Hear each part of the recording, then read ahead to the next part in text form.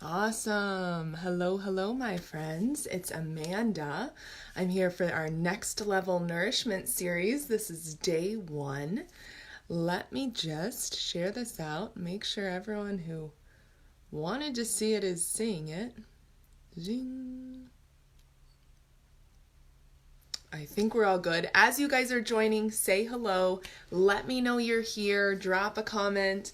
As you're watching the replay, say replay love in the comments below. Hey, Michelle. Hey, Teresa. Good to see you guys. Thanks for your patience since I got all my tech set up. But here we are. How are you? And I'm really curious how the weather is in your part of the world, because we had a first snowfall here in Alberta in September. So, woohoo. And I think I see Rita as well. Hi, you guys. So thanks for joining me for today's day 1 of Next Level Nourishment series. If you don't know me, I'm Amanda Heisman. I am a nutrition channel, an energy embodiment coach, and an intuitive eating teacher. And I do a lot with helping women create joyful and easy relationship with food, with body, and with self. And I do that in a lot of ways through teaching intuitive eating, through shamanic nourishment journeys, and through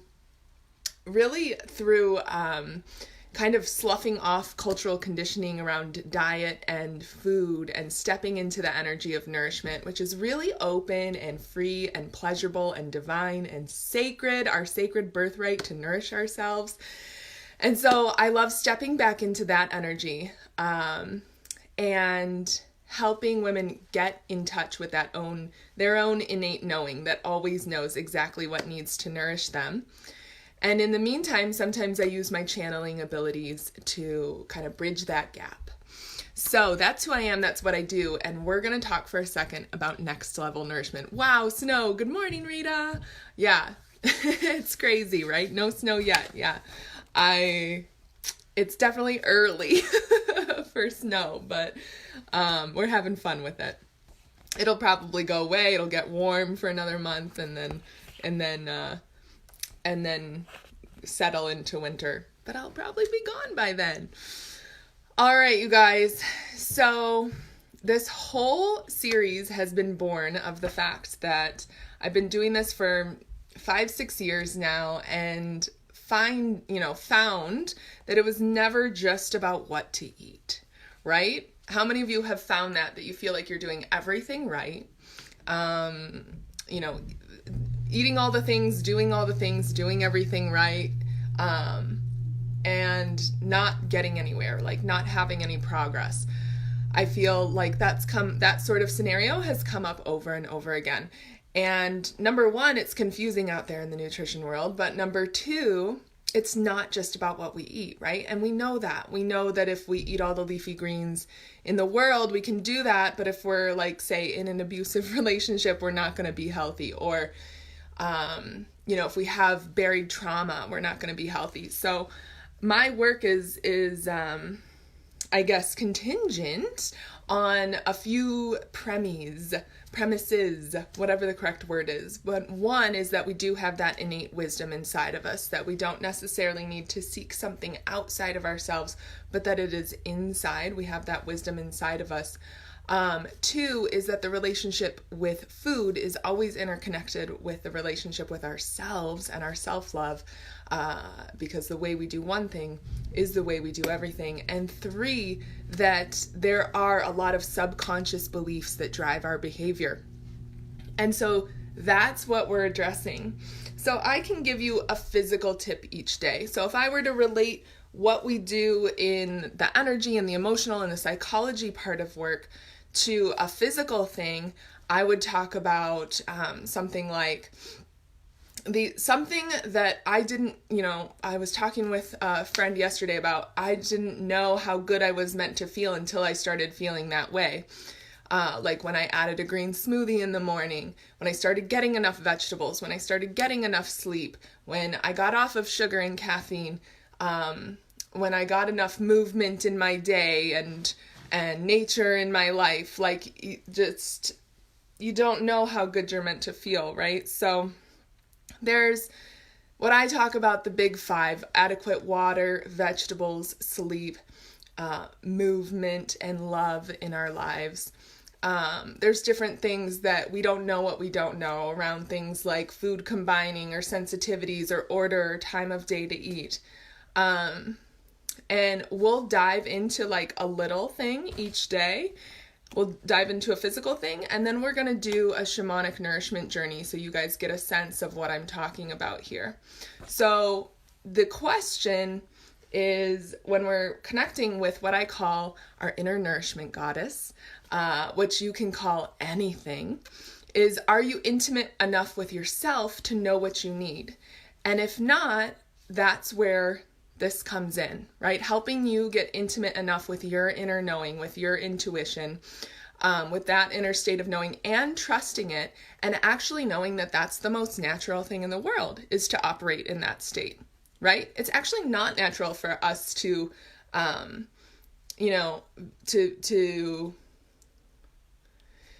to be so individuated and operate within this diet culture and these confusing societal norms that we've created. Those are actually fairly new in human history, right? We're really interconnected beings. So trusting that intuition, and that goes so much deeper than what to eat. Like, that is, there's always some sort of psychological or emotional root to why we do what we do. And so I'm bringing in this piece that up until the summer was usually reserved for my private clients, brought it to a group setting in my group program, Unleash Your Inner Nourishment Goddess, and now also public here for this week. We're going to dive into what that means. And just so you have a little idea, when I talk about shamanic nourishment journeys, it's like a theta state, right? It's just another tool to bring the subconscious conscious. Right? So I might, I'm operating from subconscious beliefs, and I don't know what I don't know. Just like I didn't know that green smoothies could provide me so much energy and make me feel so good, 7-8 years ago, until I did. And we don't know what we don't know about what's driving our behavior until we do. And there's layers and spirals of that, right? That kind of come up at certain times for us to deal with. So if you've ever felt like, oh, didn't I already deal with this? Well, it's a different layer. It has a slight, like a little different feeling, and you're getting better and better at dealing with it and walking through it as we move forward in this life. So when we bring that thing conscious, then we can extrapolate it later. But the nourishment goddess, what I call the inner nourishment goddess, helps us put form. It helps me put form to the innate wisdom inside of me. And when we give, as humans, we give the unexplainable things in life form, right? God and whatever we call things, right? So if you think my terms are bogus, you're welcome to pick a term. You have a genius inside of you, like you have, an intuitive deva of deliciousness, but you do have a genius inside of you, an IQ, EQ, off the charts kind of genius that always knows what to nourish, how to nourish you. And it's a question of getting in touch with that. But we that wisdom comes up all the time, but we do second guess that wisdom because it bumps, like bumper cars, bumps up against, getting that out on a Monday morning, bumps up against what we've been fed culturally, right? What we've been fed culturally from the outside. So what are some, if you guys are with me here, what are some cultural beliefs, like widely accepted cultural beliefs about, that we've just kind of accepted, whether it has to do with food or not? Hey, Whitney, good to see you here. So what are some like cultural beliefs that we've widely accepted? Like you must have each food group on your plate, or, you must get married and make babies by a certain age, right? It doesn't have to be about food, but what are these kind of cultural beliefs that are sitting under the surface that we don't even, maybe we've just even unconsciously accepted, right? This is a space to let those rise one by one. And the last 4 years, I've been blessed to use shamanic energy work in my own life, with my coach, And now this year has been the time that I've been a lot louder and prouder about talking about it. I've been using it for several years in my work, but now I'm bringing it forward in a more public way. So I like to say it's like where I play is where nutrition science meets shamanic energy work, meets food psychology, and where those all overlap is where we play. So what is this nourishment journey all about that I'm talking about? So this is a shamanic journey. If you're familiar with that, let me know. If you're not, if you've ever done one, let me know. If you're not, ask your questions in the comments below because I want to answer them. But we say we go into trance, okay? What trance is, well, first let me tell you what it's not, right? It's not, it's not like you're completely hypnotized and have no control. It's not like summoning spirits. It's nothing crazy like that. You can think of trance, you might know it as theta state, right? When the brain waves become different. You might know it as like when you were a child and you were playing and you were in an altered state of consciousness, like you lost track of time, right? And we can do that as an adult, so we just associate it with being children. But yeah, you're in an altered state of consciousness. The brainwaves are doing something different. They've been measured at theta state. And when we go into that state, we are able to have symbolic journeys in our consciousness, and that gives us information to extrapolate and process. And then we take that, and I actually help you process it and translate it into actual nutritional recommendations, physical recommendations that we can take, physical things we can do throughout our life. And I've done a lot of different programs and created a lot of different things that have all addressed little slices of the journey, right? Of the food, body, self journey. But this is the most effective way I've found for myself and for my clients to really get to the root, to really get underneath the energy of the relationship with food. So, yeah, what questions do you guys have about that? I'm really curious. But we're gonna do little Meet Your Inner Nourishment Goddess journeys Tuesday, Wednesday, and Thursday of this week. This week we're gonna kind of Monday, we're gonna kind of set the stage here. And do a quick energy management exercise. So we know where we're going when I talk about this inner nourishment goddess, right?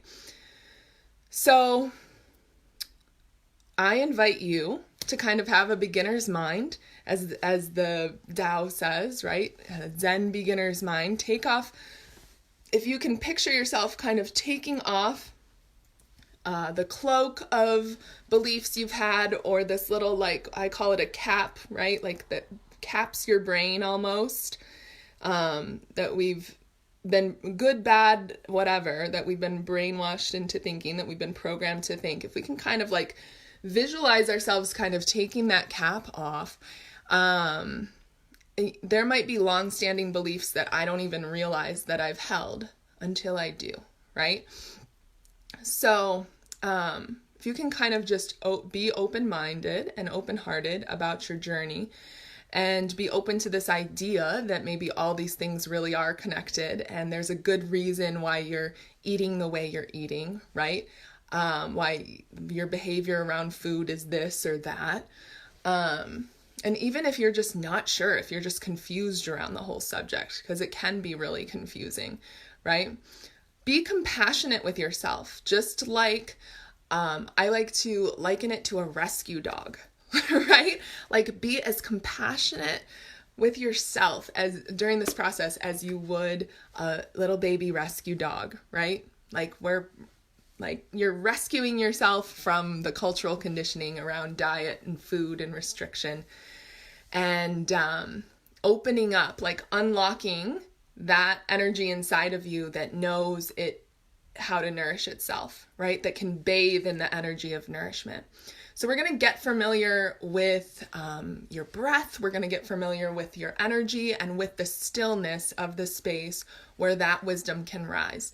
So, so that you know where you're turning when I say to turn inward, where that inner knowing lives, and like how to get there on a map, basically, right? Like how, if I were to tell you to get there, how would you get there on the map? So, any questions, let me know. Nadine or Rita, hey Nadine, you're here. And Rita says, I'm definitely open to finding out. Awesome. And if there's one like super big challenge that you guys are having, we can definitely put like some tangible tips in each day. Like I said, a physical one. I like to talk about, getting adequate vegetables or food combining, like these things that we don't know until we know. Like food combining is a nice one where I didn't know until I knew that combining certain foods in meals was really not great for me, and keeping it really simple and how I ordered them throughout the day or what time of day I ate was really important. I always feel bad when I haven't eaten greens as often as I should. Okay, so that's a great one, because there's the underlying belief, like we have a should, and a lot of guilt when we don't, right? So we're going to address that this whole week, Rita, in inner nourishment, like in this next level nourishment as we go into theta state, and see what's under there for you on a deeper level. But why do you think that I would explore this in a journal? Why do you think that you're not eating enough greens? And to you, what is enough, right? What makes you feel great? What makes you sing as far as greens go? And how can you get more in? And we can talk about all that. What are ways to get more greens in? Sauteed, soups, smoothies, salads, those are ways to get more greens in. And greens are really connected to the heart, right? To the heart space. So there's definitely a lot to unlock there. But also I'm a big fan of not shoulding on ourselves, right? Of knowing that you're a masterpiece and a work in progress at the same time. So there's a lot of different things to explore there. But Rita, if you're open for it throughout the week, I'd be curious if we dive into that a little more. This would be a great example for people. Okay. Consistency, Michelle is saying. Yeah, like a lot of guilt around the shoulds. I feel like consistently healthy habits like water, greens, etc. have a hard time doing it and feel failure around it. Okay, awesome. So this week is going to be great for you guys. But right before we go into the energy management exercise, one thing I want to say is, along with the questions I just gave you for journaling, what if it's as simple as celebrating, instead of like, how can we reframe that feeling of guilt or feeling of failure, right? Feeling like not measuring up, is to break it down really, really, really small, right? At each meal. So how can I get one more serving of greens today? Or how can I drink one more glass of water today? And then when that happens, you celebrate it. You really celebrate yourself. It'll feel kind of inauthentic at first, but as you go on, you will get really excited about this. And this is the type of energy, like this is the energetic approach to getting healthier or losing weight or whatever, is to be happy where we are and continue to go where we're going towards our goals and intentions. So that's we will dive into that. That's a big energy. And emotions play a huge part of eating, whether it be relationship, grief, depression, finances. This is where I feel I need to improve upon. Exactly. That's exactly what this whole thing is about, Rita, that everything is interconnected, right? We're holistic beings. And everything affects everything, right? Physically, emotionally, mentally, spiritually. Everything affects everything. So let's do this. Find a comfortable position wherever you are. You can be sitting, standing, laying, but you kind of want to make sure that your spine is straight and you're not curled or crinked anywhere.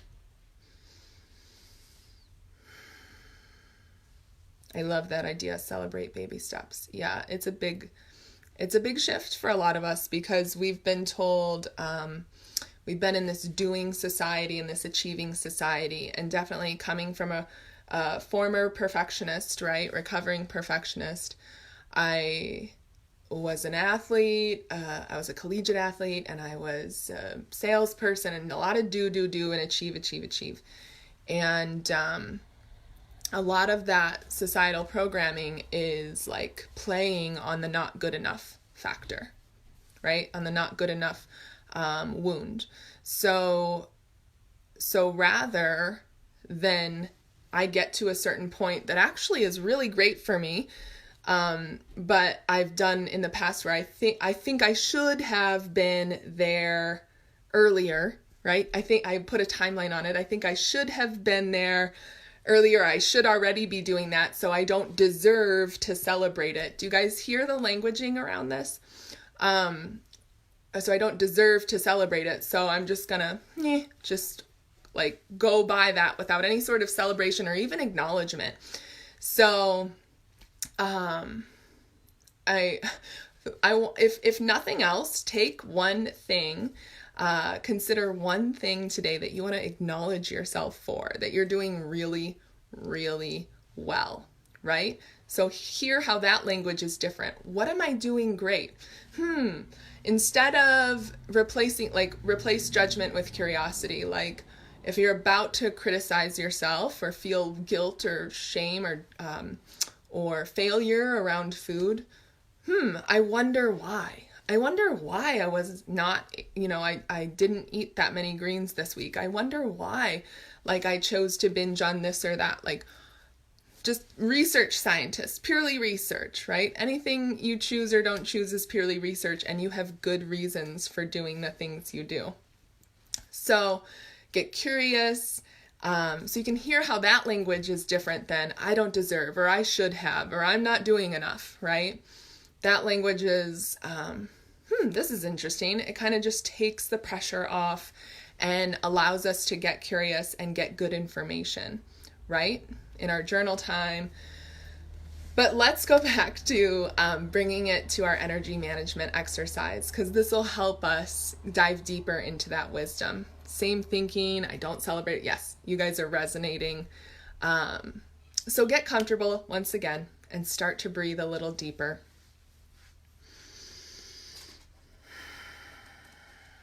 You can close your eyes if that's comfortable for you. You can have your hands open in your lap if that feels good, in a receiving posture, or turn down in a grounding posture.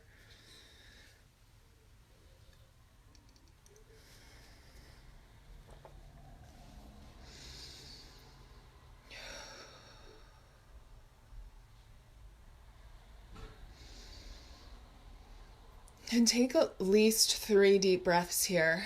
And just keep breathing deeply through your nose and out your mouth. We're not accustomed to taking really deep breaths, so try to see it filling the bottom of your lungs and your belly, this breath. Oxygen is really important for our body to do everything it needs to do. And that's something, breath work is something we'll be talking about later in the week.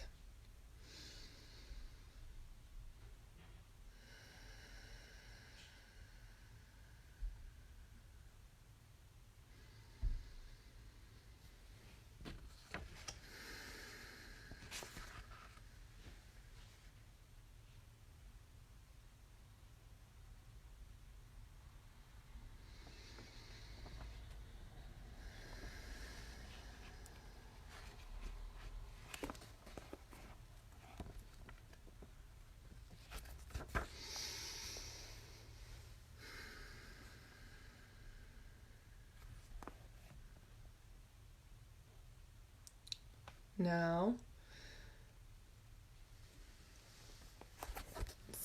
put your tongue on the roof of your mouth, kind of right where your teeth meet the roof of your mouth, actually. Close your mouth, and then we're gonna breathe in for 4. Suspend at the top for a count of 7, and then breathe out for 8. And we're gonna cycle that 4 times. So I'm gonna let you do it on your own count. I'm not gonna count for you. And then just keep breathing deeply when you're done until we're all done.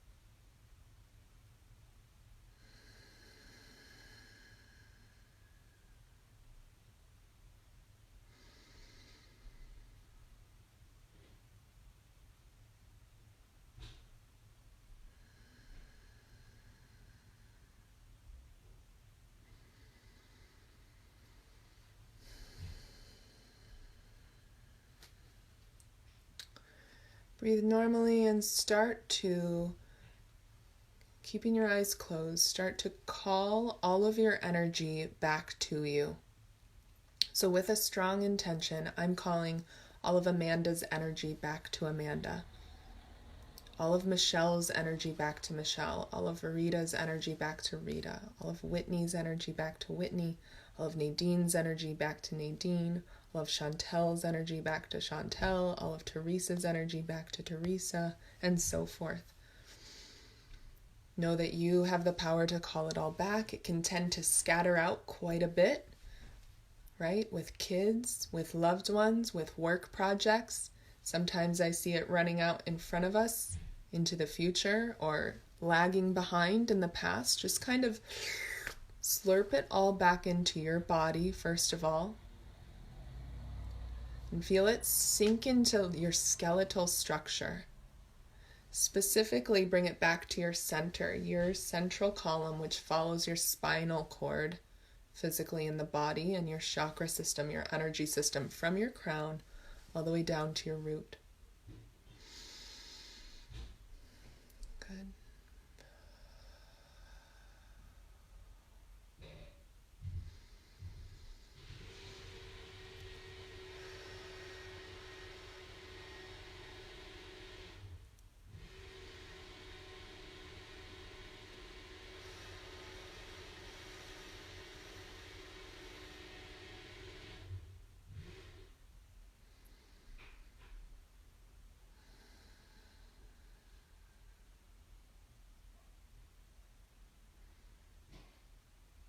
So feel what that feels like. Feel how you feel different than you did 10 minutes ago. Find yourself in the space behind your eyes. All of you, most of you are in your head. So first find yourself in the space behind your eyes. Then drop to the space behind your heart.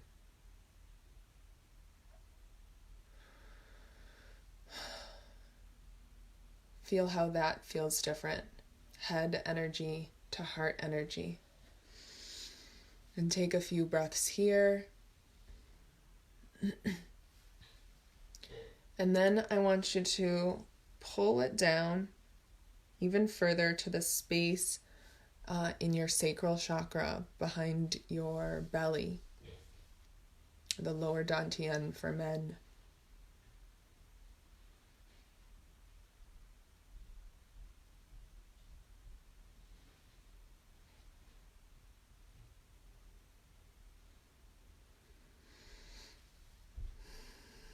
These are all spaces of wisdom.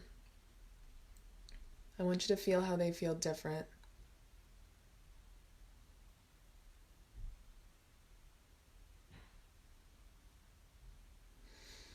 Once you do that, fill out your column again from crown to root.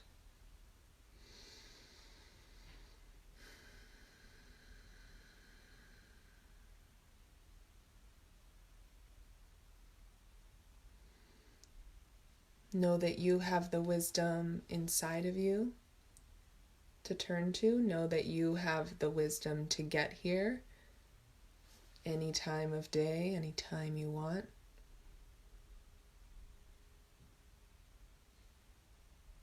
Know that you have the power and the sovereignty to call your energy back to you. You don't have to give it anywhere you don't want it to go. And know that you can do this again and revisit here anytime you want with simply your breath and intention. So start to take deeper breaths, 3 of them.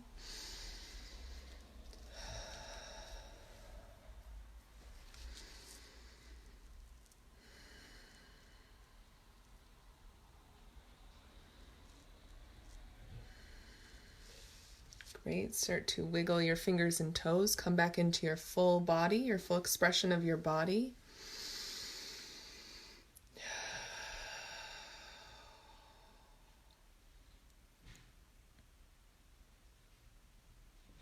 And when you're ready, open your eyes and let me know you're back from that little exercise. Hi, Kai. So, that's the map, right? That's where she lives. If we were to give your inner nourishment goddess a home, that's where she is, hanging out in one of your energy centers. And you can get there at any time, right? And it also changes your energy to be looking without to be looking within, right? So there's a big sense of sovereignty on just in that little exercise. As I held the collective space for us, there was a real sense of everyone's higher self wanting to step into a new level of sovereignty. And what do I mean by that? That sounds like an old word or a biblical word or like a word from medieval times that just means royalty. No, I mean into our own power, into our own sense of agency and choice, right? We are tired, if I may speak for the collective, especially us women, of culture telling us how to look or how to be or what to eat, right? There's this real sense of stepping into our own power, choice, agency around these choices, right? Around our food, our body, and ourself. And that's what we're going to be diving into this week.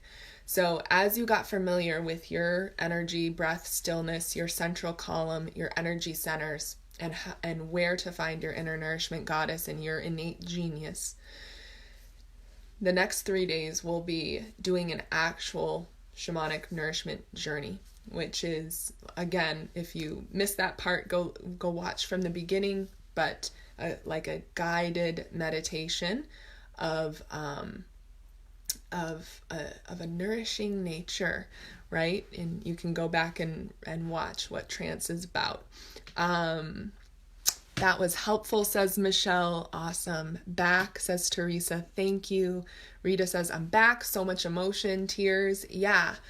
What was also prevalent with the sense of sovereignty, which is all our solar plexus, was the heart, and was the sense of self-love, basically. Like this is an act of self-care, right? Managing your energy like this.